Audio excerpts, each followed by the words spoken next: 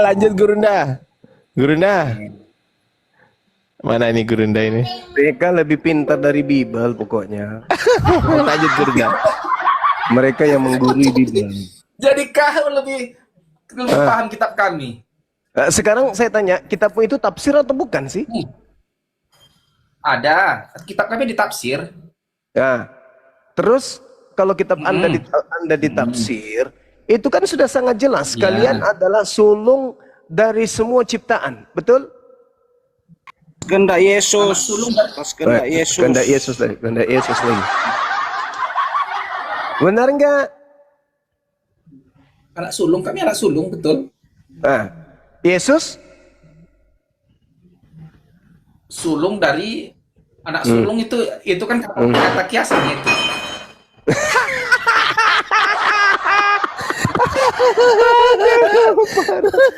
Yesus itu sulung. Astaga. Astaga. Astaga. Jadi saudaraku, Kok bisa Gurunda? Dia kok kepikiran ya mengatakan kiasan ya Gurunda? Aku aja gak kepikiran loh. aduh biasa. Memang hancurnya karena pegangan kalian itu ya bukan Kalian Anda lebih pintar dari Kiasan, dia. bukan kiasan. Apa? Bukan kiasan? Kalian nggak ngerti kekristenan? Kiasan, bukan kiasan. Ngerti Kristen itu berasal dari Roma 7, ngerti. Kristen itu agama. Loh, Kristen itu agama Dari yang mana kau didirikan. pandai-pandaian memahami? Dari mana kau Sebab pandai-pandaian aku memahami? tahu bahwa di dalam Sebab aku aku, tahu. yaitu di dalam aku sebagai manusia tidak ada sesuatu yang baik. Sebab kehendak memang ada di dalam aku, tetapi bukan hal berbuat apa yang baik. Sebab bukan apa yang aku kehendaki yaitu yang baik yang aku perbuat, melainkan apa yang tidak aku kehendaki yaitu yang jahat yang aku perbuat. Jadi jika aku berbuat apa yang tidak aku kehendaki, maka bukan lagi aku yang memperbuatnya, tetapi dosa yang diam di dalam aku. Paham? Apa yang Paulus bentuk yaitu Kristen, itu adalah dosa yang ada di dalam aku. Makanya Itu saudara, pergumulan. pergumulan lagi. Pergumulan antara roh, Pemain gulat. keinginan roh dan keinginan daging. Nah, Teman-teman. sekarang yang Anda petik dari Paulus, keinginan daging atau bukan? Contoh, Roh, keinginan roh. keinginan roh. Pret. Contoh, Kolose 2 nomor 16. Jangan lagi kamu mau diatur tentang makanan-makanan, tentang minuman-minuman, tentang hari raya dan seterusnya. Jangan. Kamu itu sudah bebas, jangan lagi mau diatur. Itu menurut saudara keinginan jasmani apa keinginan rohani itu? Keinginan rohani karena sudah Keinginan bebas rohani. dari Rohani makan babi hukum gitu. halal. Aduh. Saudara, sekarang ketika dilarang jangan kau makan babi, itu yang dilarang jasadnya atau rohaninya? Oh, kita yang kembali ke Tuhan, daging ini tinggal di bumi, jadi Robe debu. otak. Robe otak. Makanya Paulus pendiri agama Anda mengatakan itu. Jadi jika aku berbuat apa yang tidak aku kehendaki, maka bukan lagi aku yang memperbuatnya, tetapi dosa. Dosa yang diam di dalam aku. Demikianlah aku dapati hukum ini. Jika aku menghendaki berbuat apa yang baik, maka yang jahat itu ada padaku. Sebab di dalam batinku aku suka akan hukum Tuhan, yaitu Torah. Tetapi di dalam anggota-anggota tubuhku, aku melihat hukum lain yang berjuang melawan hukum akal budiku, yang membuat aku menjadi tawanan hukum dosa yang ada di dalam anggota-anggota tubuhku. Berdosa enggak ketika orang makan babi menurut hukum Tuhan? Juma, biar ku baca dulu Kolose 1 ayat 15 ya. Kutanya dulu, berdosa enggak? Berdosa enggak ketika menurut Tuhan orang makan babi? Berdosa enggak? Enggak. Oh enggak, ya sudahlah kalau gitu. Enggak berdosa teman-teman. Perjanjian lama berdosa itu sebelum Yesus menggenapi tentang Berdosa, berdosa. Paulus mengatakan hukum itu adalah hukum tinja, hukum sampah. Betul? Kalau kau jadikan itu keselamatanmu, hukum tinjanya itu. Ya, sekarang saya tanya, menurut Tuhannya Yahudi, itu keselamatan atau bukan? Oh enggak, itu menurut Yahudi. Iya, ini kita berbicara perspektif Yahudi. Beda dengan Kristen. Saudaraku, ini kita berbicara Paulus, bukan berbicara mengenai Martin, bukan berbicara mengenai Peter, bukan berbicara mengenai kamu. Ini berbicara mengenai Paulus. Paulus itu ente tahu. Paulus itu adalah Bani Israel dari keturunan Benyamin. Paham? Nah, Betul. berarti Paulus ini memiliki dua hukum di dalam dirinya. Hukum Taurat dan hukum yang dibuatnya sendiri, yaitu hukum dosa. Betul? Hukum Taurat. Jadi bilangnya hukum Taurat tidak berlaku lagi. Kenapa dia punya hukum Taurat kau bilang?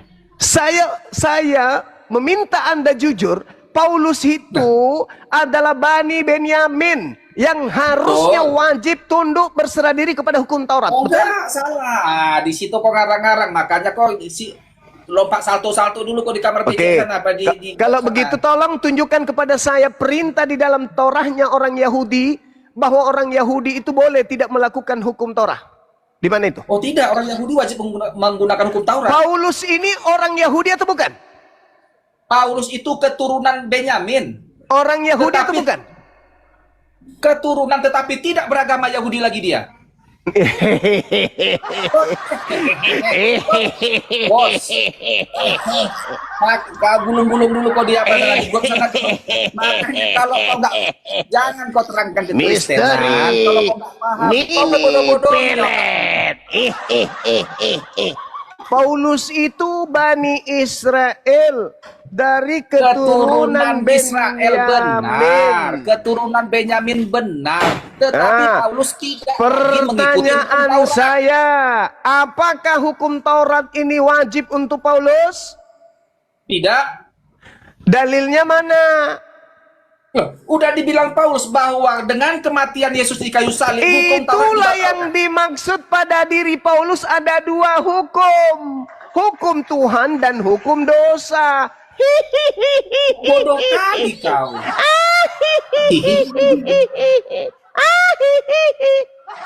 Itu yang dimaksud pada diri Paulus yang adalah Bani Israel ini dari keturunan Benyamin ini.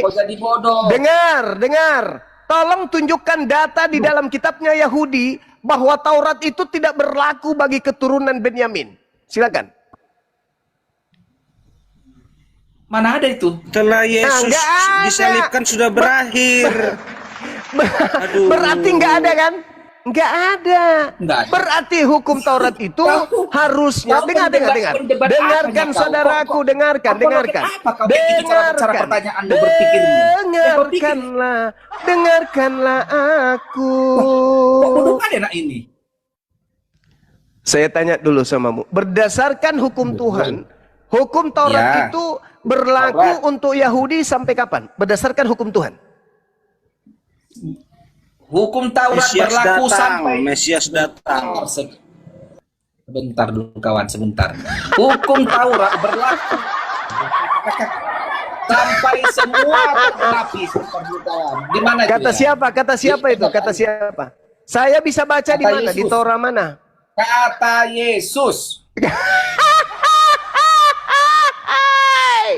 Saya minta di hukum Taurat tertulis di mana bahwa hukum Tuhan itu yang datang kepada nabi-nabi Israel hanya berlaku sampai Yesus itu tertulis di mana? Bentar, di mana itu pernyataan Yesus tentang hukum Taurat? Tidak ada di Saya apa? tidak minta saya minta di Taurat kitabnya Yahudi. Lukas 12 ayat berapa? 9. Dengarkan saya, dengar. Berapa? Ulangan 27 nomor 26. Terkutuklah orang yang tidak dengar dulu. Terkutuklah orang yang tidak mempraktekkan hukum Taurat dengan perbuatan. Pertanyaan saya, hukum kutukan ini berlaku sampai kapan? Lukas 12 ayat berapa tadi? Ya Detik. Lukas pakai bantanya. Markus 12:29. Markus dipakai bantah Taurat. Ya udah ikan hiu ya besok ya. 12:29. Ya Telepon Allah, kong telepon kong bisa telepon mana nah? Ya udah, Iya, iya. telepon kong ini, telepon kong ini. Melaku. Itu lumba-lumba itu. Mau saya ambilkan Bapak ya. Iya, iya. Ambilkan Bapak ya. Iya, lumba-lumba. Oh, tak gelem, nggak puas Ikan ini. Paulus. Ambilkan Bapak ya. Iya. Terus 1229. Iya. Yes, cup. Iya, cup. Mohon maaf. Cup. Jadi begitu saudara. Sampai kapan kutukan ini berlaku bagi Bani Yakub ketika mereka tidak memperhatikan hukum Torah? Sampai Yesus pret. Nasihat Yesus di dalam Matius 23 nomor 1 Anda baca, nomor 2 Anda baca. Ayo. Bahkan sampai di data Matius 23 nomor 32 sampai 36 apa katanya? Kalian itu keturunan ular-ular. Ini bukan Yesus, bukan Kristen. Kalau Yahudi disebut Yesus keturunan ular-ular. Keturunan ular beludak. Kenapa? Karena mereka melanggar hukum Tuhan yang datang. Makanya Yesus mengatakan barang siapa yang meniadakan hukum Taurat meskipun yang paling terkecil dan mengajarkan kepada orang lain, maka dia akan menempati tempat terhina dalam kerajaan langit. Itu tak ada batasannya hukum Taurat itu menurut mereka itu nggak ada batasannya. Ahli Taurat Anda sudah baca bertanya kepada Yesus Lukas di 16 Markus nomor 17. 12:29. Apa kata Yesus? Lebih mudah langit dan bumi runtuh daripada setitik dari hukum Taurat itu batal. Sekarang saya minta kepada saudara, di mana di dalam kitab Torah hukum Taurat itu berlakunya hanya sampai kepada Yesus, itu tertulis di Tauratnya mana? Tertulis di mana itu? Di Taurat mana itu tertulis? Di Taurat Bang Juma. Di Taurat mana?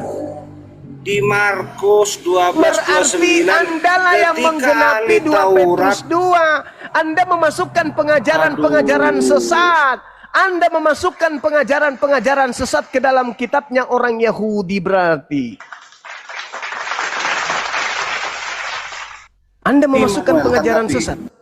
Anda yang memasukkan pengajaran sesat. Demikian juga di tengah-tengah kamu nabi-nabi palsu. Demikian juga pengajar-pengajar palsu ada di tengah-tengah kamu, memasukkan pengajaran-pengajaran sesat yang membinasakan. Dari mana kalian bisa membatalkan hukum Taurat itu? Sampai Paulus membatalkan hukum Taurat itu. Dari mana? Makanya Paulus mengatakan apa? Aku suka akan hukum Tuhan. Tetapi di dalam anggota-anggota tubuhku, aku melihat hukum lain yang berjuang melawan hukum akal budiku.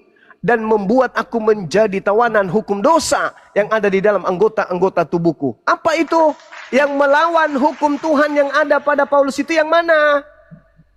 Ketika hukum Tuhan makan babi, hukum yang bukan makan babi itu dari mana? Dari Paulus itu sendiri.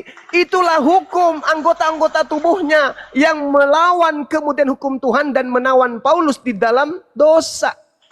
Gantian dulu. Silakan. Mari kita lihat Matius 5 ayat 17 dan 18 ya. Ini kan firman Tuhan. Nih. Oke. Janganlah menyangka ini Yesus dan hukum Taurat. Janganlah menyangka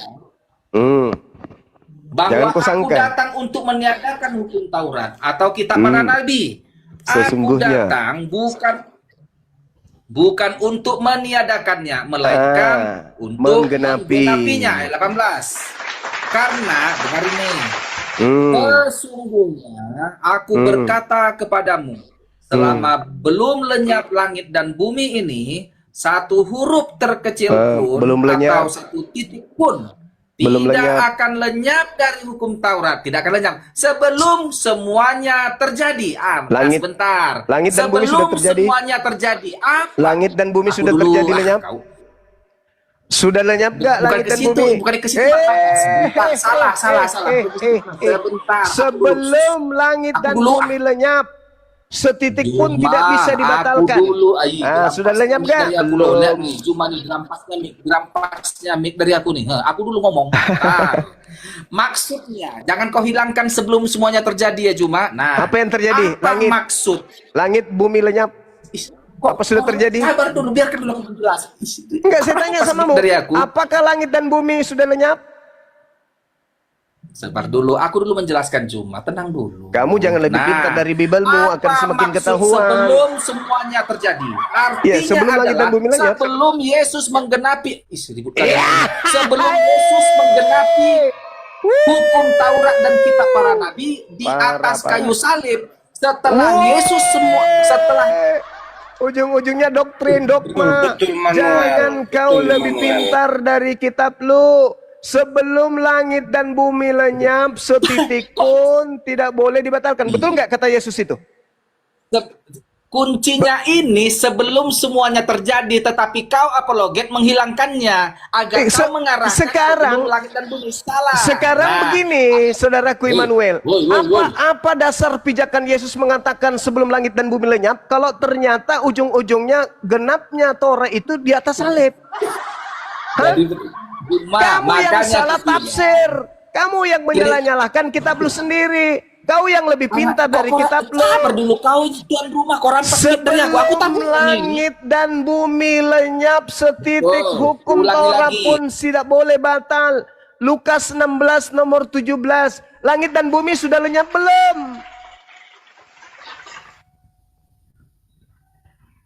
Sudah lenyap belum langit dan bumi? Penegasan itu penegasan Bang Juma tadi benar bilang Immanuel ini. Iya, harusnya kalau memang berdasarkan kemudian salib, harusnya Yesus jangan mengambil langit dan bumi dong. Harusnya dia mengatakan begini, sebelum jantung pisang itu berubah menjadi buah pisang, maka semuanya tidak akan dilenyapkan sebelum Yesus disalibkan. Itu baru cocok. Ini langit dan bumi belum lenyap, coy. Langit dan bumi yang jadikan acuan, bukan jantung pisang. Ya Allah ya Karim, begitu sulitnya. Ayo, kenapa dia merujuk kepada langit dan bumi? Aku dulu kok aduh. Kenapa dia menerangkan langit dan bumi kalau ternyata ujung-ujungnya salib? Kok kenapa? Di lehermu? Enggak, saya tanya supaya kebodohanmu itu, keraknya itu bisa luluh. Kenapa Yesus menjadikan contoh ibarat langit dan bumi kalau ternyata ujung-ujungnya di penyaliban? Coba kamu sinkronkan antara pernyataan Yesus mengambil umpama bumi dan langit. Silakan. Biar kita baca pelan-pelan kawan. Kita baca pelan-pelan ya. Mau pelan-pelan karena sesungguhnya aku berkata kepadamu, selama belum lenyap langit dan bumi ini, apakah sudah lenyap? Satu huruf terkecil. Apakah sudah lenyap? Sekolah sebentar. Karena ujung-ujungnya kau ingin jual salib kan? Iya kan? Padahal sebelum langit dan bumi lenyap, bukan dikatakan sebelum terjadi penyaliban, tapi dikatakan sebelum langit dan bumi lenyap. Orang lehermu segini, 3 orang lehermu segini. Oh tidak, kalau kebenaran itu memang harus tegas. Di situ sebelum langit dan bumi lenyap, betul? Betul kan? Betul. Kau penyaliban itu yang kau jadikan dasar. Sabar. Jadi gini Juma ya, buat teman-teman di bawah. Kau lebih pintar dari Bible soalnya. Sebelum semuanya terjadi, artinya sebelum digenapi Yesus penyaliban itu artinya. Kenapa lari ke sana? Aduh ya ampun. Kenapa kau serobot mic dari aku? Sabar dulu. Sebelum segala sesuatunya terjadi, berarti sudah tidak ada lagi kejadian. Ini masih banyak kejadian. Loh. Aduh, kok gini bodohnya udah. ini? Turunkan. Saya nggak butuh orang bodoh yang sombong. Turun, Anda belajar lagi. Anda belajar. Sebelum segala sesuatunya terjadi, belum terjadi kemudian Aceh gempa, belum terjadi Poso, Palu kemudian bencana, belum terjadi, kok kiamat terhapus duluan. Sebelum segala sesuatunya terjadi, Torah setitik pun tidak boleh dihilangkan. Kok larinya ke salib, Cahayu? Itulah ajaran hukum dosa yang Paulus ajarkan. Yang dua ajaran Tuhan bertentangan di dalam dirinya. Yang pertama ajaran Torah, yang kedua ajaran setan. Nah, ajaran setan ini lebih besar yang ada pada diri Paulus daripada ajaran Torah. Ada 2 ajaran hukum di dalam diri Paulus, dan itu Paulus akui sendiri. Makanya dalam 2 Korintus 12 nomor 7, ada utusan iblis di dalam tubuhku yang menggocok aku. Utusan iblis inilah yang menghantarkan Paulus menghujat Yesus, memfitnah Yesus, menghujat Elohim, memfitnah Elohim, menghujat Adam, memfitnah Adam, menghujat Torah, memfitnah Torah. Dan inilah yang digenggam, dirangkul oleh Kristen hari ini. Itu fakta, itu real. Maka ketika Paulus datang, Paulus tidak bisa ngapa-ngapain, cuman mulutnya aja yang gede. Tapi ketika Yesus yang datang, Yesus mengusir siapa? Mana Paulus menyelamatkan pengikutnya yang memanggil Yesus Tuhan? Kemana Paulus? Kemana Paulus yang mengajarkan orang Kristen bernubuat, mengusir setan, bermujizat pakai nama Yesus? Kemana Paulus? Ketika Yesus datang mengusir pengikutnya. Hah? Ente leheng ente. Paulus Ya, tidak begitu. hanya ada di tempat kesengsaraan kekal, yaitu neraka. Itu fakta. Kemana Paulus ketika kalian diusir? Yang mengajarkan bermujizat mengusir setan di luar Yahudi pakai nama Yesus kan Paulus. Kemana dia pada saat kalian diusir oleh Yesus? Kemana? Paulus yang mana? Lagi di neraka main kecapi. Pakai akal sehat. Pakai akal sehat. Sekarang Anda baca, saya minta Anda yang baca Roma 7. Anda buka Roma 7 nomor 18 sampai nomor 25. Saya akan bertanya kepada saudara, melayani Tuhan melalui akal budi menurut Paulus, sedangkan sekarang ini melayani dosa menurut Paulus tidak menggunakan akal. Apabila menggunakan akal, bahkan manusia itu akan melayani Tuhan. Masuk akal nggak Tuhan mati dibunuh manusia? Tidak masuk akal. Tetapi Anda imani, berarti Anda sedang bercumbu dengan alam dosa. Jadi dengan akal budiku aku akan melayani hukum Tuhan. Data nomor 25-nya. Dengan akal budi aku akan melayani Tuhan. Tetapi dengan tubuh insaniku aku melayani hukum dosa. Masuk akal? Apakah Anda melayani Tuhan dengan akal Anda ketika Anda percaya dalam agama Anda Tuhan turun ke bumi? Mati dibunuh manusia? Masuk di akal Anda enggak itu? Masuk di akal Anda enggak? Masuk di akalku. Tuhan mati dibunuh manusia masuk akal? Masuk karena ada nubuatnya. Masuk akal pencipta langit dan bumi mati? Oh enggak, kalau itu enggak masuk di akal itu. Itulah agama saudara. Berarti Yesus bukan Tuhan yang turun ke bumi mati dibunuh oleh manusia, tapi dilantik menjadi Tuhan. Kenapa? Karena itu untuk memenuhi syahwat sehingga dia melayani hukum dosa. Jangan kau membunuh orang yang benar. Perintah Tuhan. Akal budi, Yesus nggak boleh dibunuh. Tapi kalau melayani hukum dosa, membunuh orang benar demi untuk melegalkan dosa, boleh. Dosa-dosa orang Kristen dilegalkan kemudian dengan matinya orang benar di atas tiang salib. Betul nggak? Ahli Taurat mana yang sudah masuk surga? Orang-orang Kristen dosanya ini kan ilegal, tetapi kemudian menjadi legal dengan membunuh orang benar. Betul? Betul dong. Maka Paulus mengatakan, jadi dengan akal budiku aku melayani hukum Tuhan, tetapi dengan tubuh insaniku aku melayani hukum dosa. Hukum Tuhan yang dimaksud Paulus di sini tentu Torah. Dan hukum dosa yang Paulus maksud di sini tentu kitab-kitabnya. 13 kitabnya. Coba Anda lihat Efesus 2 nomor 15. Dengan matinya Yesus di atas tiang salib, Yesus telah membatalkan hukum Tuhan beserta segala ketetapan yang ada di dalamnya.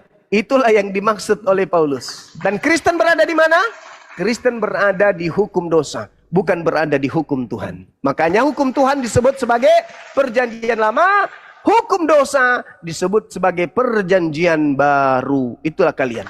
Benar, tidak benar itu. Tidak benar, kami bantah. Itu fakta. Sekarang Anda uraikan Roma 7 dari data 24-25 saya diam. Uraikan kepada saya tapi ingat. Ingat, kitab Anda harus lebih cerdas daripada saya. Jangan saya yang lebih cerdas dari kitab Anda. Silakan. Keselamatan sudah datang dari Yesus Kristus. Tidak Dengan cara ada mengimani di ahli dirinya Taurat sebagai Tuhan yang masuk atau dalam mengimani dirinya sorga. sebagai utusan Tuhan. Dengan cara mengimani dia Sebagai- Tuhan atau utusan Tuhan. Sebagaimana di Yohanes 1 ayat 29, Yesus penebus dosa dunia. Nah, kau setarakan dia dengan binatang itu. Mana ada Nah itu binatang? domba itu apa? Tuhan itu. Hah? Tuhan Coba yang kau bisa baca menebus Yohanes dosa 1:29. manusia. Coba kau baca Yohanes 1:29. Coba kau baca. Tuhan atau binatang di situ? Yesus penghapus dosa dunia. Yesus atau binatang di situ? Kau baca dulu, kau baca. Yesus. Kamu baca, kau baca. Enggak. Kamu baca. Kamu baca. Itu dia anak domba Allah. Anak binatang. Sebagai penghapus bilangnya. dosa dunia. Coba di mana ada Tuhannya Yahudi disebut domba? Tuhan nih, Tuhannya Yahudi ada nggak disebut domba? Tuhannya Yahudi.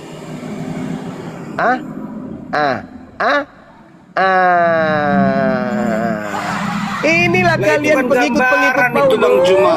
Pengikut Paulus itu memang hidup melayani dosa. Pengikut Paulus itu memang melayani dosa. Dosa aja terus. Makan babi dosa kalian. Tidak benar, kami bantah itu, kami bantah. Kalian itu, mengkuduskan hari Minggu, meninggalkan Sabat. Kalian katakan hidup benar itu. Padahal itu kalian bercumbu dengan dosa. Tuhannya orang Yahudi cuma satu, Elohim yang maha suci maha tinggi. Kalian melantiknya lagi anak Maria menjadi Tuhannya juga Yahudi. Kalian bercumbu dengan dosa. Kalian gak pernah sadar itu.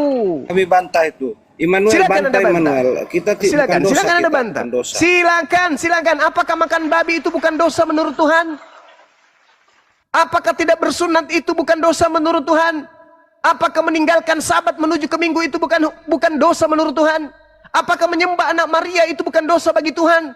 Sadar, saudaraku, sadar. Kalian sedang Itu zaman bercumbu dengan perbudakan, Bang dosa. Juma. Itu zaman perbudakan dosa itu. Apalah Sudah ini? lewat. Apalah Sudah ini? dibebas. Apalah ini? Pesan Yesus. Pada diri Paulus ada dua pengajaran. Pengajaran tentang hukum Tuhan, Torah, ketika dia menjadi murid Gamaliel. Pengajaran yang kedua adalah dosa, bercumbu dengan dosa, bermain dengan dosa, yaitu ketika dia menuliskan 13 suratnya. Ingat, 13 buku yang dituliskan Paulus itu bukan dari Bapa Elohim, tapi dari sosok yang datang kepada yang ngaku Kristus. Itulah utusan iblis yang menggocoh diriku, yang mengaku akulah Yesus yang kau aniaya.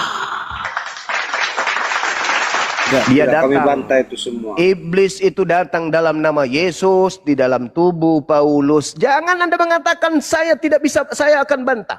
Yesus mengatakan waspadalah kepada penyesat. Penyesat itu mengaku Mesias. Paulus datang. Aku melihat Mesias di padang gurun. Aku melihat Mesias ketika aku Damsyik. Yang datang kepadaku itu adalah Yesus Kristus yang bukan manusia. Itulah iblis yang menggocoh Paulus. Yesus berkata kepada muridnya, waspadalah kepada iblis, penyesat, planos yang datang kepadamu memakai namaku, mengaku Yesus dan berkata akulah Mesias. Siapa yang menggenapi itu? Paulus. Apa pengakuan Paulus? Telah datang kepadaku utusan iblis di dalam diriku yang menggocok aku. Iblis datang menggocok aku sehingga aku menciptakan 13 kitab. Hasil gocokan iblis ini yang kalian jadikan sebagai sandaran dalam beragama. Begitu bertemu dengan Yesus, apa kata Yesus? Enyahlah daripada aku tidak mengenal kalian, kalian semua adalah pembuat kejahatan. Apakah itu sudah cukup bagi kalian? Afala tatafakkarun wa antum syuhada. Kamu sudah menjadi saksi nih. Islam datang memberikan pengajaran. Apa sih susahnya? Islam mengatakan tiada Tuhan selain Elohim. Tuhannya Abraham, Ishak dan Yakub. Dan Yesus hanyalah rasul utusan Tuhan. Apa sih susahnya percaya itu? Apa susahnya percaya itu? Pencipta langit dan bumi, maha kuasa menciptakan manusia tanpa ayah.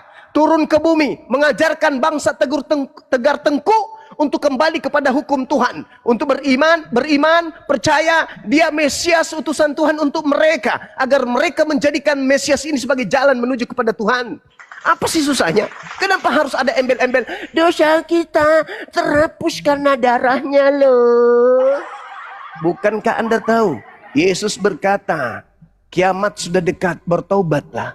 Bertobat, bertobat, bertobat. Kau datang kepada Tuhan, angkat tanganmu. Ya Tuhan penciptaku, yang telah mengadakan aku, yang telah membuat langit dan bumi, yang telah mengutus semua para nabi. Tolong hapuskan dosa-dosaku. Aku sungguh-sungguh bertobat. Terhapus gak? Terhapus gak? Terhapus. Apa bukti kebangkitan di keyakinan Bang Bangkit Juma? itu mah ajaran setan. Bangkit pula kau bawa sini. Aduh. Bangkit. Yang keluar dari kubur itu setan. Itu kata Yesus. Yohanes 12 nomor 39. Enggak bosan kau rupanya bahas itu. Enggak bosan. Kita datang kepada Tuhan mengadakan tangan. Ya Rabb, ya Tuhanku pencipta langit dan bumi yang maha suci. Yang bukan manusia dan bukan anak manusia. Yang telah menciptakan segalanya. Aku hambamu yang berdosa. Aku datang kepadamu. Ampunilah segala dosa-dosaku ya Rabb. Aduh. Ya Tuhan. Dari zaman Henok manusia begitu, Bang Juma. Dari zaman Henok. Ya Tuhan pencipta langit dan bumi. Engkau yang maha melihat dan maha mendengarkan. Ampunilah dosa. Terhapus gak dosa kita tuh? Kalau kita dengan sungguh-sungguh terhapus nggak? Terhapus. Allah kita itu maha penyayang. Allah kita itu maha Zaman pengasih. Henok. Dari zaman kok- Henok manusia seperti itu. Nah sekarang saya tanya samamu, kalau begitu darah Yesus itu dipersembahkan kepada siapa? Kalau orang Yahudi mempersembahkan darah binatang kepada Elohim, darah Yesus dipersembahkan kepada siapa? Kepada manusia. Ada Nenek hubungan Mukiper. manusia dengan Tuhan. Berarti kau itu mempersembahkan darah Yesus kepada manusia. Berarti kau itu pagan. Yang benar adalah korban penebus dosa itu dipersembahkan kepada Tuhan. Imamat 1 nomor 2. Makanya yang dipersembahkan binatang. Kamu dalam konsep agamamu berdasarkan ajaran Paulus yang hidup melayani dosa, Tuhan kau fitnah meminta darah manusia. Itu di mana dalilnya? Hah? Darah Yesus tumpah di salib itu untuk siapa? Dipersembahkan kepada siapa? Tuhannya Bani Israel tidak menerima persembahan darah manusia. Lalu kepada siapa darah orang ini dipersembahkan? Darah orang benar ini. Kepada siapa? Hah? Hah? Hah? Hah? Tuhan untuk manusia. Untuk manusia kepada Tuhan. Tuhan mana yang menginginkan darah manusia untuk ditumpahkan untuk menyelamatkan manusia lain? Bapa di sorga. Di mana Bapa minta darah manusia untuk dipersembahkan kepadanya? Banyak ayatnya itu. Ya, salah satunya Yohanes 8:37 sampai 44. Iblislah yang menjadi bapakmu sehingga kau ingin membunuh aku. Berarti yang ingin Itu menumpahkan kok lain pula. Lain itu kami tolak itu. Lain pula. Bukan. Yang mempersembahkan, Jelaskan Immanuel, jelaskan. Yang mempersembahkan kemudian darah orang benar itu bukan kepada Tuhan tapi kepada iblis. Iblis tidak suka kepada orang benar. Supaya kemudian misi iblis bisa tidak terganggu oleh orang benar, maka iblis berkongko-kongko melenyapkan, menghilangkan, membunuh orang benar ini. Supaya iblis bebas menyesatkan orang lain, orang benar harus disingkirkan. Nabi Abraham harus disingkirkan. Nabi Musa harus disingkirkan. Harun Daud harus disingkirkan. Yesus harus disingkirkan. Nabi Muhammad harus disingkirkan. Supaya apa? Supaya iblis bisa bertahta di bumi untuk menyesatkan anak manusia masuk ke dalam api neraka jahanam. Berapa kali iblis ingin membunuh Yesus? Dan hari ini Kristen adalah kelompok manusia yang ingin sekali Yesus itu mati. Ayo, kenapa iblis dan Kristen sama-sama memperjuangkan Yesus harus mati? Yesus harus mati. Yesus harus mati. Iblis menginginkan Yesus mati supaya manusia bisa disesatkan. Kristen mau Yesus mati agar dia memenuhi takaran iblis. Apa itu? Iblis selalu ingin membunuh Yesus. Iblis ingin selalu melenyapkan Yesus. Orang Kristen selalu berjuang Yesus itu dilenyapkan. Yesus itu dibunuh. Yesus itu ditangkap. Yesus itu disalib. Yesus itu dilenyapkan. Itulah keinginan iblis. Ingat kata Yesus, waspadalah kepada penyesat yang datang kepadamu, memakai namaku, dan mereka memakai namaku untuk menyesatkan banyak orang. Kalianlah itu. Kalianlah Bukan itu. begitu konsepnya, bukan begitu. Sekarang Immanuel. Sekarang orang Yahudi hari ini bertetangga dengan saya. Begitu anaknya lahir, anaknya diajarkan kemudian menyembah kepada Elohim, Eloah Abraham, Eloah Isa, Eloah Yakub. Di tetanggaku yang sebelah kiri, anaknya lahir jadi Kristen, diajarkan menyembah kepada siapa? Kristus, makhluk yang keluar dari kubur. Sama enggak tuh? Sama enggak? Sama enggak? Enggak sama. Satu menyembah kepada pencipta, yang satunya menyembah kepada ciptaan. Itulah yang ada dua di dalam diri Paulus. Jadi dengan akal budiku aku melayani hukum Tuhan, tetapi dengan tubuh insaniku aku melayani hukum dosa. Berarti pada diri Paulus terdiri dua pribadi. Akal budinya dengan jasadnya. Akal budi Paulus tidak nampak. Akal budi Paulus tidak terlihat. Akal budi Paulus tidak tertoreh dalam sebuah tulisan buku. Tetapi yang diperhatikan insannya Paulus itu tertulis di 13 buku. Sekarang Kristen berkiblat di mana? Berkiblat kepada akal budinya Paulus atau berkiblat kepada jasmaninya Paulus? Kalau akal budi, pernah dia ditegur. Wahai Paulus, mengapa engkau mengajarkan orang-orang di luar Israel untuk makan makanan yang diharamkan oleh Elohim? Mengapa kau melarang mereka untuk bersunat? Maka mulai sekarang kami ada 4 orang yang ingin mentahirkan diri. Ambil orang bernasar itu, kau bayarkan semua nasarnya, lalu kau tahirkan diri lo. Paulus kemudian bertaubat dari melayani hukum dosa. Hukum Tuhan, Taurat. Hukum dosa, 13 bukunya. Coba Anda lihat Galatia 1, Galatia 5. Kristus telah memerdekakan kita. Kristus palsu itu banyak, Paulus. Kalau kita satu zaman, Paulus, aku akan ajak kau duduk bersama-sama. Paulus, kau duduk di sini. Kau tahu nggak Yesus pernah berpesan di buku Matius? Emang kamu pernah baca buku Matius, Paulus? Nggak pernah, Bang. Nah, sekarang aku yang pernah baca. Di dalam buku Matius, Yesus ini pernah berkata, agar mewaspadai Kristus palsu yang datang bermukjizat, menggunakan kekuatan dahsyat, lalu kemudian tanda-tanda yang dahsyat untuk menyesatkan banyak orang. Kamu sadar nggak yang datang kepadamu itu Kristus? Sadar, Bang. Justru Kristus yang datang kepadaku inilah yang mengajarkan kami, memerdekakan kami, membebaskan kami dari penghambaan kepada Tuhan. Saya akan nasihati Paulus. Paulus ini, sini kau dek, kau duduk di sini Paulus. Nih. Kau bersihkan kau punya tangan, kau cuci tanganmu dari semua dosa yang telah kau lakukan. Sama yang dilakukan oleh imam-imam kepala tua-tua pada masa itu ketika Paulus masuk ke Yerusalem. Aku mendengarkan, orang-orang mendengarkan banyak di sini, bahwa kamu telah melarang orang-orang untuk bersunat. Kamu menghalalkan semua makanan-makanan yang diserahkan kepada sesajen. Kenapa bisa begitu, wahai Paulus? Apa yang harus kamu lakukan sekarang? Bingung Paulus, dia menjawab apa-apa. Sekarang kami ada 4 orang untuk bernasar. Kau pergi ke sana, bayarkan mereka nasarnya, lalu kemudian kau bertobat. Paulus ikut nggak? Ikut. Kenapa ikut? Karena pada dirinya Paulus itu sejatinya masih ada hukum Tuhan. Tetapi yang berkuasa dalam dirinya, yang menggocok dirinya adalah iblis dalam nama Yesus. Ayolah saudaraku. Ayolah saudaraku, jangan kamu gengsi terhadap kebenaran. Ini nyata ini. Ini nyata. Kalau toh kalian tidak mau masuk Islam, silakan. Bisa kok keluar dari agama Anda dulu. Tenangkan diri Anda di situ dulu. Jadi agnostik dulu di situ. Tenangkan diri Anda, renungkan, keluar dari doktrin dan dogma. Habis itu ambil Bible kembali. Setelah doktrin lepas, dogma lepas, ambil Bible, baca pelan-pelan. Baca pelan-pelan.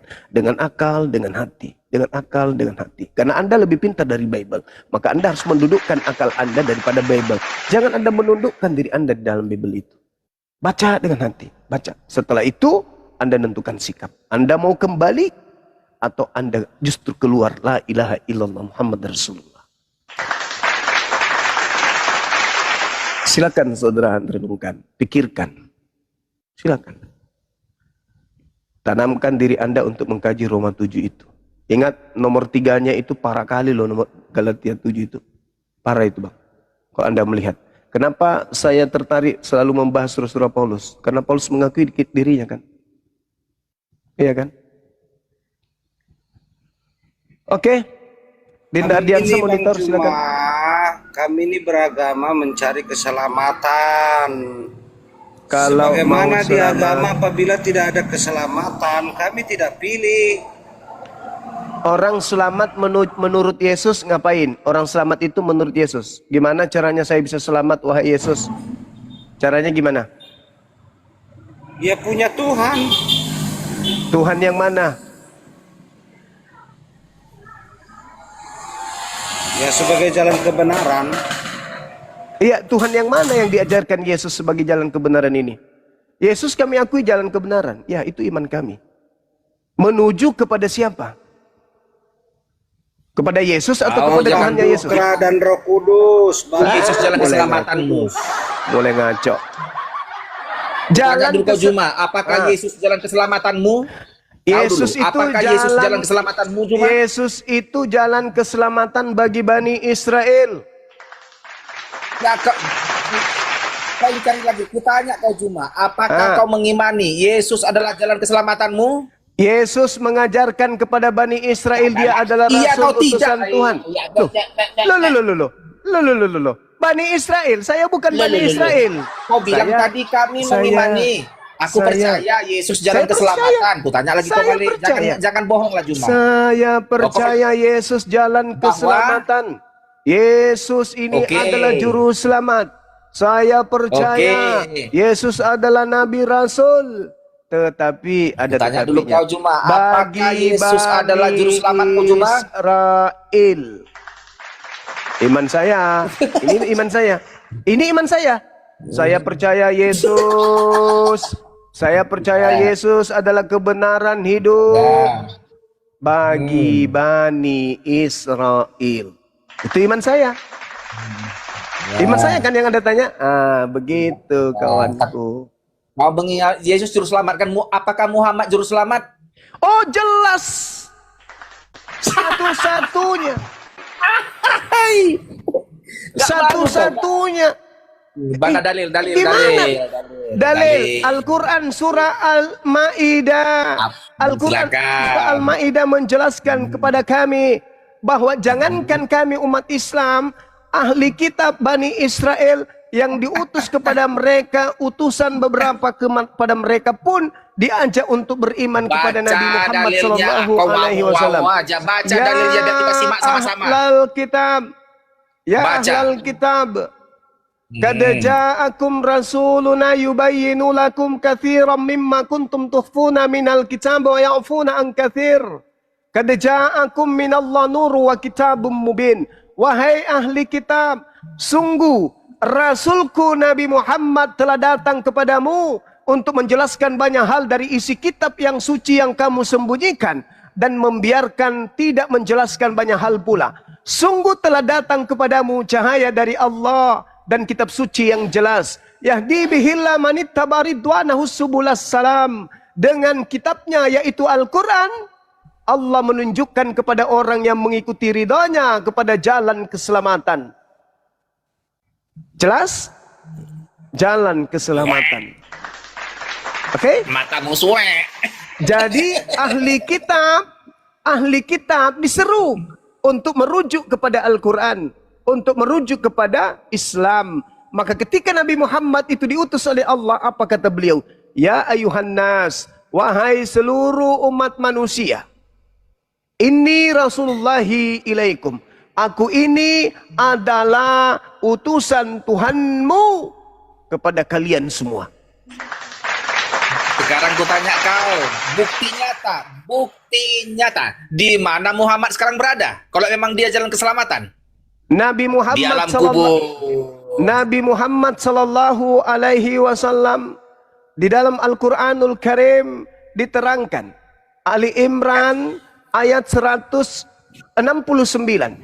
Bahwa jangan kau mengira Nabi Muhammad itu mati. Sesungguhnya beliau Nabi Muhammad sallallahu alaihi wasallam itu hidup di sisi Allah. Di mana sekarang Muhammad berada? Wala tahsabannal qutilu fi sabilillahi amwata bal ahya inda rabbihim yurzaqun.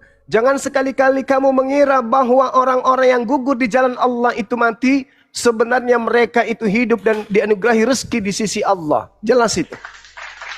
Di mana? Panjang kali lebar. Di mana sekarang dia berada? Di sisi Allah. Di Al-Quran, dianugerahi rezeki itu Al-Quran bagaimana, surah Ali Bang Juma? Imran ayat 169. Kutanya dulu saudara Immanuel. Sabar, Orang sabar. sudah mati dianugerahi rezeki bagaimana? Sabar dulu saudaraku Immanuel. Ya. Coba kita lembutkan hati kita untuk belajar Al-Quran Bible.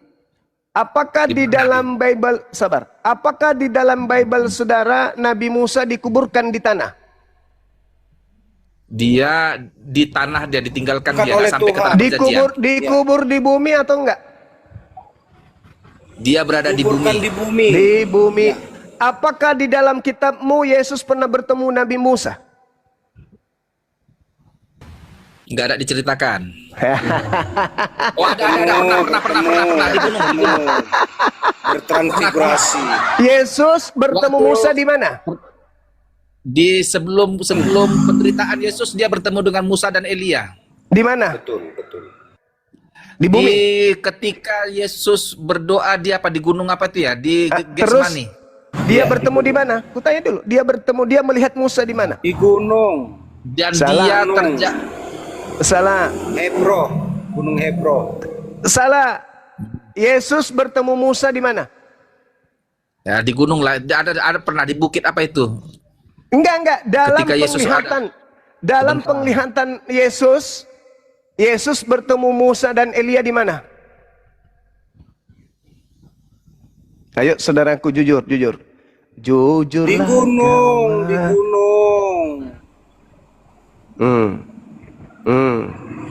Dia memang naik ke gunung bersama Petrus, Yakobus dan Yohanes. Di Gunung Tabor, di Galilea.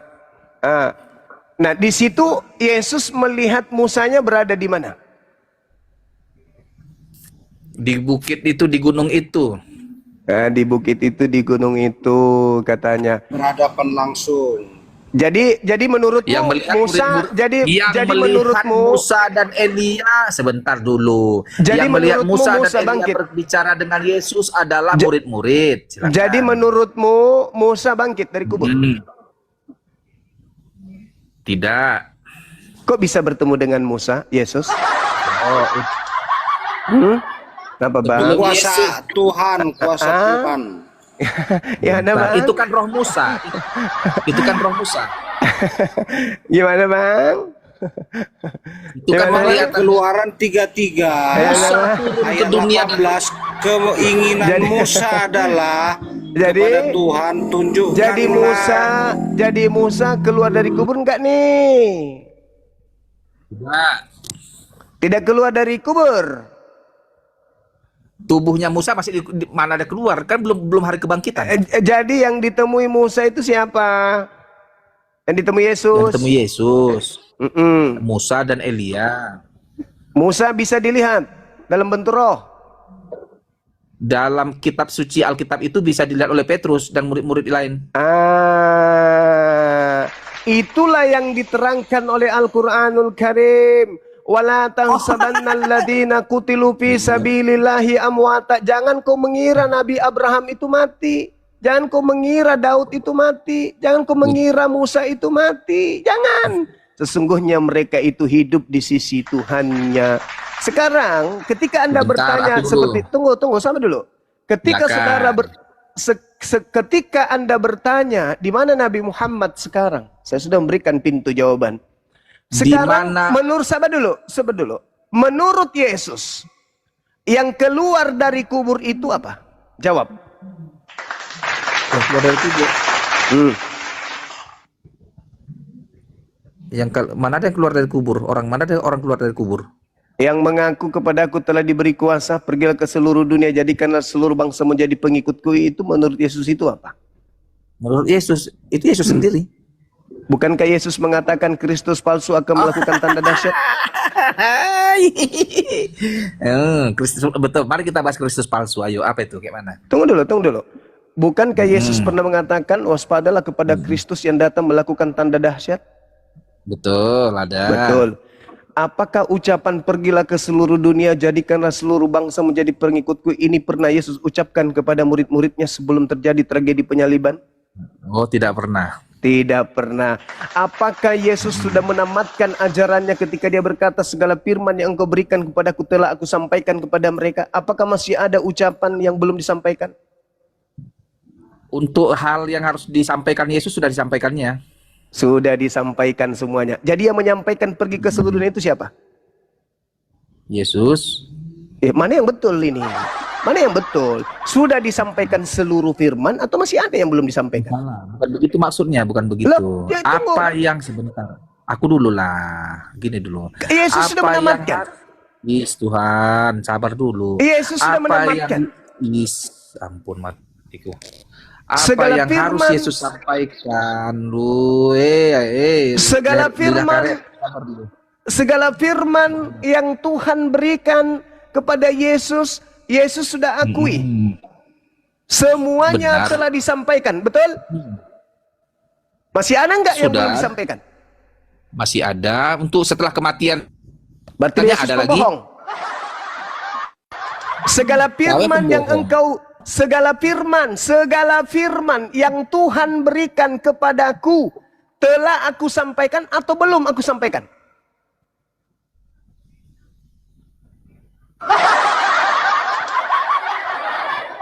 Kristus palsu, kata Yesus.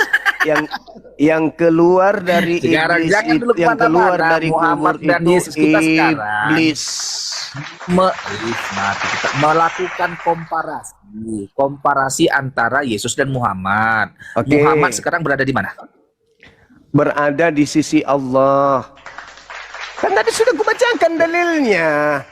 Di Islam Sebentar, itu kalau inna aku lillahi dulu. wa inna ilaihi raji'un. Wa la tahsabanna alladhina qutilu fi sabilillahi amwata bal ahya'u inda rabbihim yurzaqun. Itu dalil, Bang. Dalil. Tidak bisa ada bantah itu. Aku ikut kau.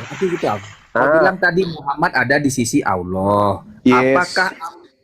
Apakah Allahmu sekarang berada di surga? Allah pencipta langit dan bumi itu tidak berada di sebuah alam seperti surga.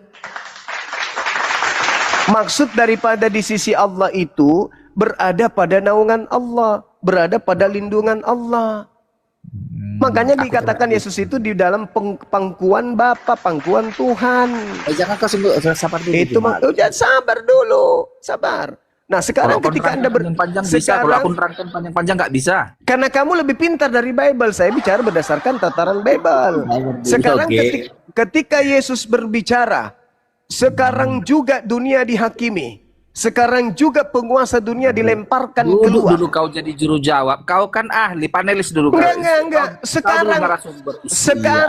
Sekarang juga penguasa dunia dilemparkan keluar. Sekarang Kau itu dulu kapan? juru jawab Juma. Nanti uterangkan, terang aja kau. Sekarang itu kapan?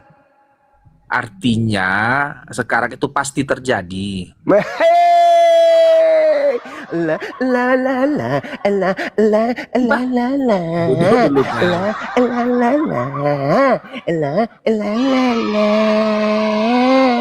Itulah aku bilang kalau punya kitab, loh kitab Nah. ente itu harus yang lebih beda. pintar dari Memahami ente kitab kami supaya nggak bisa pakai- supaya ente tidak Kalau kau masih Islam keteteran. Juma, nggak bisa memahami kita. Dulu Kitab kau jajak dulu. ente itu harusnya lebih pintar dari ente. Tapi faktanya ente lebih pintar dari kitab ente. Gimana dong? Sekarang Jadi di itu surga maksudnya apa? Juma. Sekarang. Sekarang bisa saat ini, bisa juga yang akan datang. Iya. Guling-guling. Hanya menggunakan sempak akhirnya jatuh ke Yes. sumur. Gantian. Sekarang ku tanya dulu kau Juma. generasi. Siapa sekarang saat ini yang berada di surganya Islam? Siapa yang sedang berada di surganya Islam? Di surga sekarang itu belum terisi karena surga itu tempat pembalasan. Tidak berarti ada. surga masih kosong. Tidak ada cerita bahwa Yesus itu ke surga, nggak ada. Itu hanya kesalahan. Dulu. Itu Kita surganya tipuan Islam. terjemahan. Surga itu tempatnya manusia untuk masuk ke sana setelah manusia itu dihisap. Kalau di surga sekarang ada malaikat, ada makhluk lain, itu bukan materi kita. Sekarang ini manusia ini yang kita bahas nih, manusia. Apakah surganya Islam itu, sebentar dulu kawan, apakah surganya Islam itu sudah ada saat ini? Ada. Di mana posisinya, letaknya surga Islam itu? Tidak ada yang tahu posisinya di mana. Enggak ada. Apakah apa isi surga Islam itu? Saat ini apa isi surga Islam itu? Isinya adalah makhluk-makhluk surgawi seperti malaikat. Apakah malaikat-malaikat ada di surga saat ini? Iya, penjaga malaikat sudah pasti ada. Apakah Allah ada di surga saat ini? Enggak ada Allah di surga. Jadi kalau Allah tidak ada di surga, lantas di mana Allah itu? Allah bertakhta di atas langit dan bumi. Kalau di Tuhannya Yahudi bertakhta di atas kerubim. Di atas singgasana. Keserempet-serempet Yahudi. Loh, nggak bisa. Berarti kutanya dulu kau, berarti Sekarang bisa saja Allah itu berada di rumahku ini. Giliran saya bertanya, apakah Yesus terangkat ke surga? Oh, boleh. Apakah Yesus terangkat ke surga? Mana dalilnya? Benar. Mana? Pada kisah para rasul dan murid-murid melihat dia naik ke surga. Naik ke langit atau naik ke surga? Walaupun naik ke langit.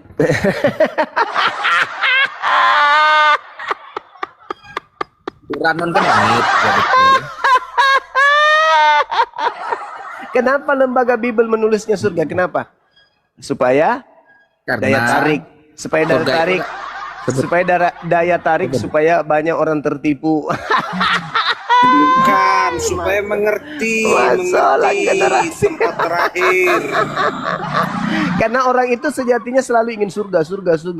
Supaya banyak orang tertipu menyembah makhluk kuburan, Yesus dituliskan main ke surga. Jadi saya jadi kaku. Sebentar. Apakah di saat ini cuma bidadari sudah ada di surga? Ada di surga. Dibilang tadi makhluk surga. Kenapa rupanya?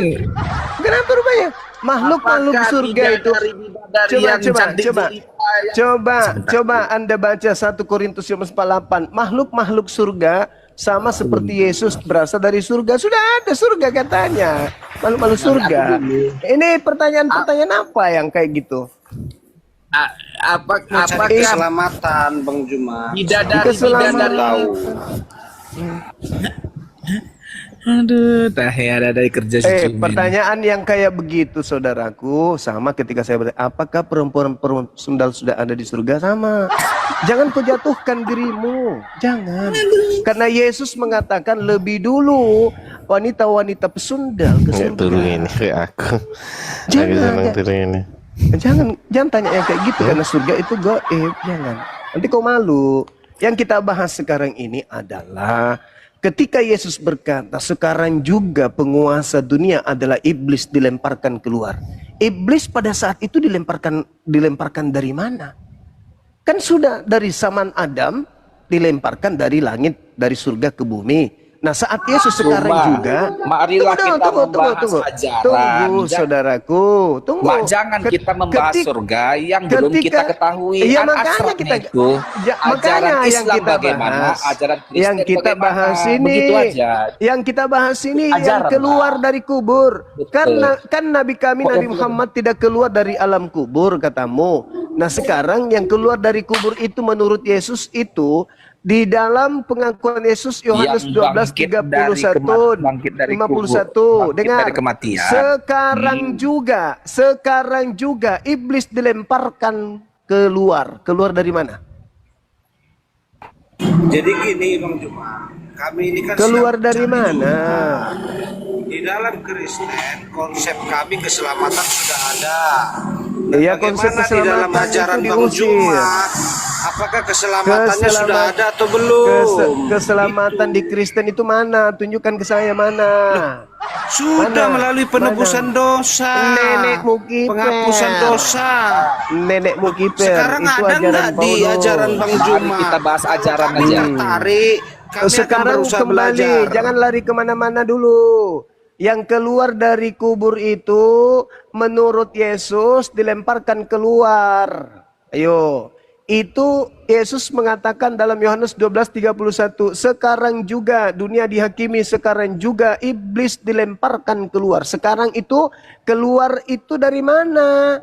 Kan tadinya dari surga ke bumi. Nah, ketika dia di bumi ternyata dia disimpan di alam orang mati, yaitu dalam kubur. Ketika Yesus mengatakan sekarang juga penguasa dunia itu dilemparkan keluar, ketika penguasa itu keluar pasti dia mengatakan segala kuasa telah diberikan kepadaku. Itu kan iblis. Segala penguasa dunia kan iblis menurut Yesus. Nah, ketika ada yang keluar dari kubur, dilempar keluar dari dalam, mengatakan kepadaku telah diberi kuasa. Menurut Yesus itu siapa? Penguasa dunia itu siapa menurut Yesus? Nilai Immanuel tentang keselamatan di kita. Jadi apa yang dilemparkan keluar dari apa itu? Itu nabi-nabi palsu, Mesias palsu dilemparkan semua itu. Termasuk Dilemparkan sekarang, jangan pakai nabiku karena nabiku nggak ada di abad itu. Sekarang Mesias palsu. Kan kau bilang juru selamat, Mesias. Sekarang Mesias Semua palsunya orang yang mengaku juru selamat dan Mesias harus dibuktikan. dilemparkan keluar. Dari Jika pun mana? dikatakan sekarang, artinya bisa berlaku saat ini dan bisa berlaku ke depan hari. Nenekmu kiper, kau lebih pintar dari Bible. Salto dulu kau di paret-paret sana Juma. Kalau nggak paham kau kitab Kristen, jangan sok Sekarang pandai-pandaian. itu dia dilemparkan keluar dari mana? Dari Kok dari mana? Coba baca dulu kitabnya itu dulu. Pakai dulu, baca dulu dengan jelas itu. Yesus memberikan tanda kepada orang jahat, manusia dilempar keluar dari kubur. Matius 12 nomor 37 nomor 40. Orang jahat minta tanda dan tidak diberikan tanda apapun kepada orang jahat selain manusia keluar dari kubur. Yesus mengatakan sekarang juga iblis dilemparkan keluar. Iblis keluar untuk apa? Untuk orang jahat pastinya. Nah, orang jahat diberi tanda apa? Anak manusia keluar dari kubur. Siapa yang menyembah makhluk yang keluar dari kubur? Meow. Meow. Meow. Baca Yesaya 14. Yesaya 14 Anda baca nomor 15. Apa yang tertulis di situ? Iblis dilemparkan ke dalam kubur. Sekarang juga iblis dilemparkan keluar. Keluar dari mana? Keluar dari apartemen. Keluar dari hotel. Keluar dari pasar. Enggak, berdasarkan Yesaya 14:15 keluar dari kubur. Siapa yang menyembah manusia keluar dari kubur? Teman-teman? Siapa?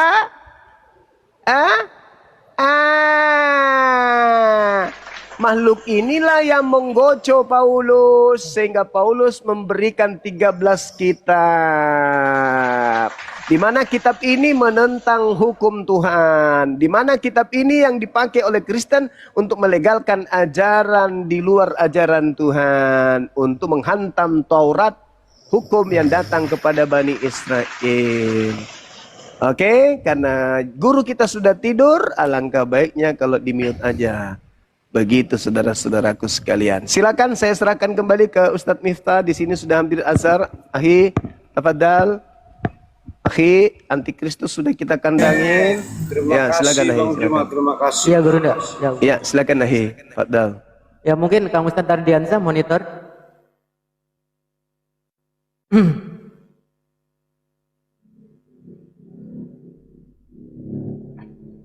Jadi jelas ya teman-teman, Yesaya yang tadi di mana iblis kemudian dilemparkan ke dalam kubur dan setelahnya iblisnya keluar dilemparkan dari dubur. Kubur. Lanjut.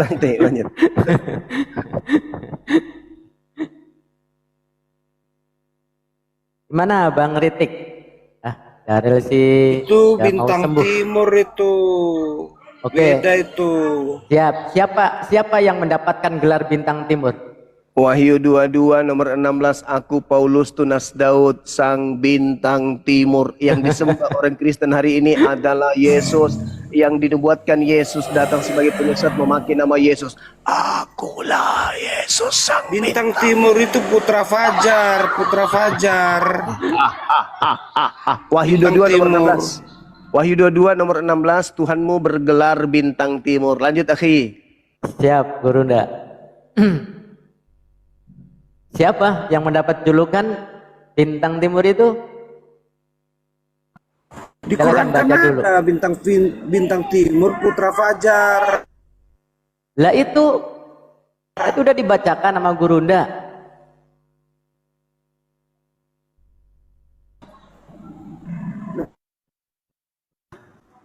Siapa bintang timur itu? Wahyu 22 nomor 16.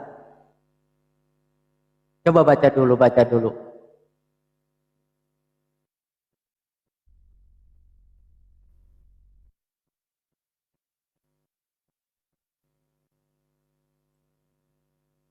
Siapa? Ritik. Aku Yesus telah mengutus malaikatku untuk memberi kesaksian tentang semuanya ini kepadamu bagi jemaat-jemaat. Aku adalah Tunas, yaitu keturunan Daud, bintang timur yang gilang gemilang. Lucifer itu beda. Berarti yang bangkit dari kuburan itu siapa? Beda itu Yesus itu, bukan bintang timur. Iya, berarti yang bangkit dari kuburan itu siapa? Bangkit dari kuburan yang mana, Pak Mitfa? Oke. Yang kamu pertuhanankan itu yang bangkit dari kuburan bukan? Yang mana maksudnya? Saya nanya. Yang salib atau yang tidak disalib? Kuburan yang mana? Loh. Yesus bangkit dari kuburan tidak? Yesus bangkit dari kubur setelah 3 hari mengalami kematian. Oke, Yesus sebelumnya berpesan seperti apa? Pesan yang mana? Soalnya banyak pesannya. Oke, ini Bang Ritik. Coba perhatikan, Yesus sudah berpesan sebelumnya. Bahwasanya apa, mereka meminta tanda. Apa yang diberikan oleh Yesus, yaitu seperti tanda Yunus di dalam ikan.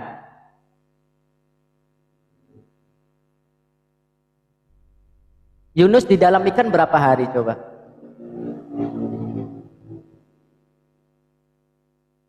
Tiga hari. Nah, yang dikubur itu berapa hari?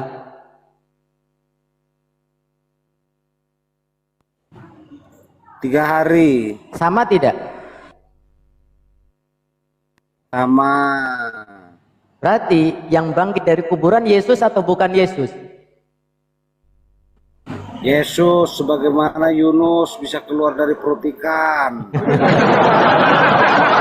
Nih, di Matius 16 nomor 4, angkatan yang jahat tidak setia itu menuntut suatu tanda, tetapi kepada mereka tidak akan diberikan tanda selain tanda Nabi Yunus. Nah, yang bangkit, yang seperti tanda Yunus itu angkatan jahat atau angkatan baik? Angkatan baik yang semua Iya. bangkit itu. Loh, tadi katanya angkat. Coba ulangi. Angkatan yang jahat dan tidak setia ini menuntut suatu tanda. Maka kata Yesus, tetapi kepada mereka tidak akan diberikan tanda selain tanda Nabi Yunus. Nabi Yunus di dalam ikan berapa hari? hari. Nah, orang yang dikubur tersebut berapa hari? Yesus 3 hari dalam kubur. Berarti sama enggak dengan tanda Yunus? Ya sama dong. Berarti angkatan jahat atau angkatan baik itu? Angkatan baik. Nah. Itulah Ritik. Kenapa kamu tolak semua pengajaran Yesus?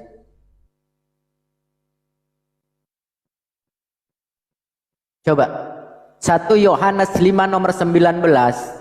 Kita tahu bahwa kita berasal dari Elohim dan seluruh dunia berada di bawah kuasa jahat.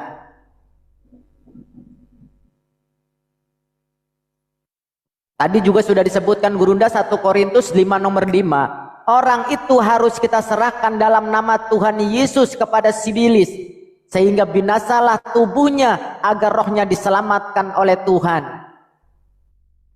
Saya ulangi lagi.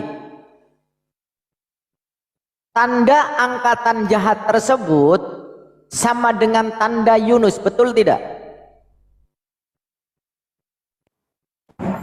Saya boleh bantu dengan logika Pak Mitfa. Logika. Jawab dulu dengan jujur. Ketika Yesus ditawarkan setan untuk menguasai dunia, apakah itu tawaran baik? Oke, yang menawarkan itu siapa yang menawarkan? Setan. Hah? Tuhan? Hah? Aja. Ketika Yesus diuji di padang gurun, ditawarkan setan menguasai dunia, apakah itu tawaran baik? Ngadi-ngadi ngarang, terus ngibul. Itulah artinya kita bisa membedakan mana hal yang baik, mana hal yang buruk, Pak Mitfa. ngibul terus. Coba Matius 24, waspadalah supaya jangan ada orang yang menyesatkan kamu, sebab banyak orang yang akan datang memakai namaku dan berkata akulah Mesias, dan mereka akan menyesatkan kamu. Yang bangkit dari kuburan itu mengaku sebagai apa?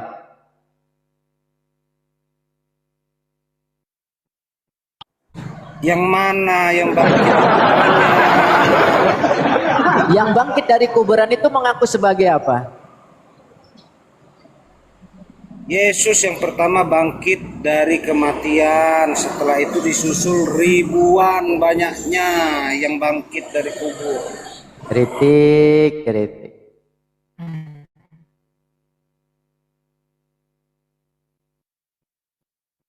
Yang saya maksud itu Pak Mitfa, yang mana?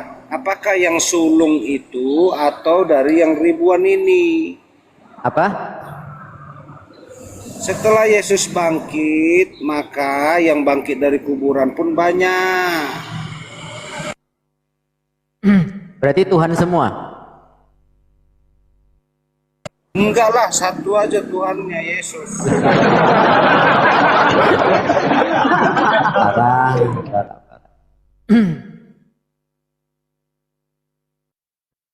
Kamu sebenarnya percaya nggak sih dengan Yesus, Ritik? Sangat percaya Pak Mitfa, makanya saya bisa membedakan mana perihal baik, mana perihal buruk. Berarti kalau misalkan kamu percaya angkatan jahat itu tanda-tandanya seperti Yunus yang ada di dalam ikan 3 hari, ataukah tidak seperti Yunus di dalam ikan 3 hari?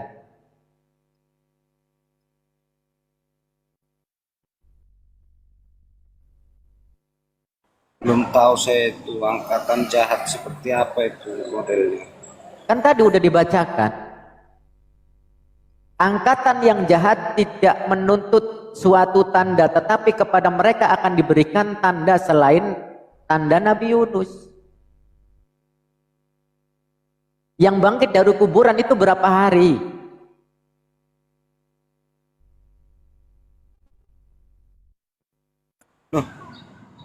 Yesus itu mati, Yunus tidak mati.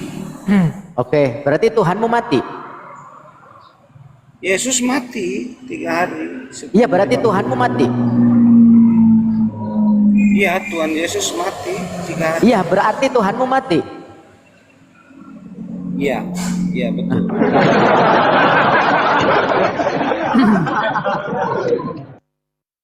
Berarti Tuhanmu nggak maha kekal.